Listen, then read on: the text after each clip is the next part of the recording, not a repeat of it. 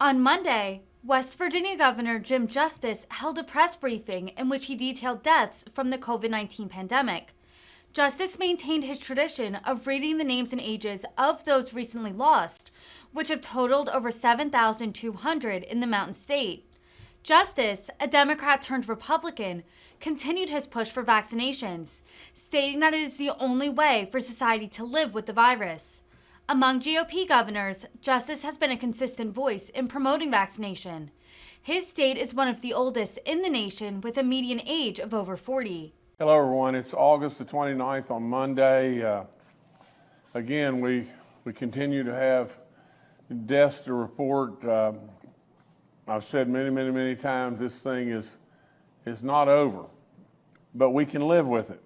There's an absolute surefire way that we've got to be able to just live with it.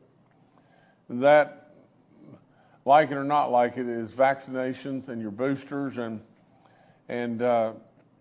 but nevertheless, we've got 13 additional deaths. I ask for your prayers for all these folks, and especially if you know them, please call. Please call. The 7,262nd death is the 71-year-old female from Wayne County. The 7,263rd death, 83-year-old female from Kanawha County. The 7,264th death, an 89-year-old male from Marshall County. The 7,265th death is a 75-year-old male from Lincoln County. The 7,266th death, a 77-year-old female from Summers County.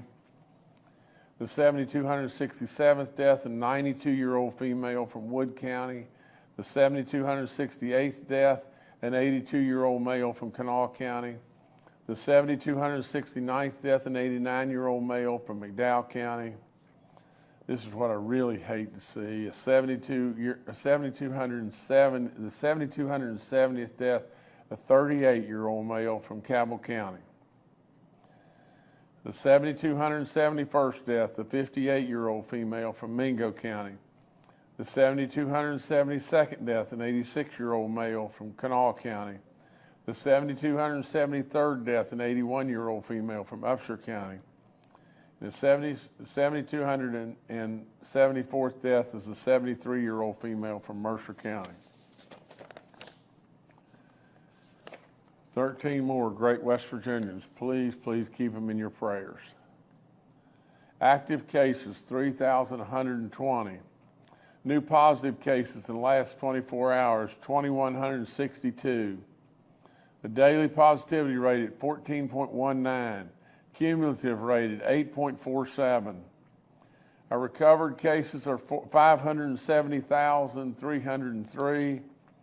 We have 299 people that are hospitalized in West Virginia with COVID, 47 in the ICU units, and 13 that are on ventilators.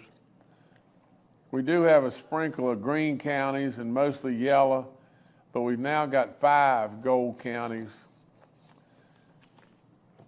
You can see it's just as plain as it can possibly be that this thing is not over. You got to remember that we've had all kinds of fairs and festivals. Just completed the state fair in West Virginia. We're back in school and in many places.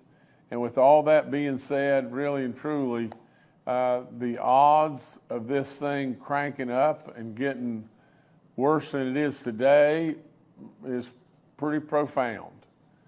There's a bigger need for you to get those booster shots and vaccinations, but nevertheless, we're going to be respectful of all, but I'm going to continue to encourage, especially if you're over the age of 50, please get that booster shot. Numbers continue to slow but sure. They can continue to get a little better, and all we can do is come in front of you and encourage you and tell you over and over, what we think is the best, but we try to tell you truthfully and we try to be respectful to all. We're absolutely always going to report the truth and to the very best of all of our abilities. We make mistakes just like anyone. But the one thing you can count on me for is absolutely without any question, I'm going to tell you the truth. From the standpoint of our vaccine calculator and all the information about COVID, it's up on our website. If you'll go to our website and register on our vaccine calculator, we'll be able to give you a reminder of when your shots are due and your boosters are due. Long-term care facilities, we have 109 outbreaks at this time, none in our church community. We have 153 inmates and 52 staff cases in corrections.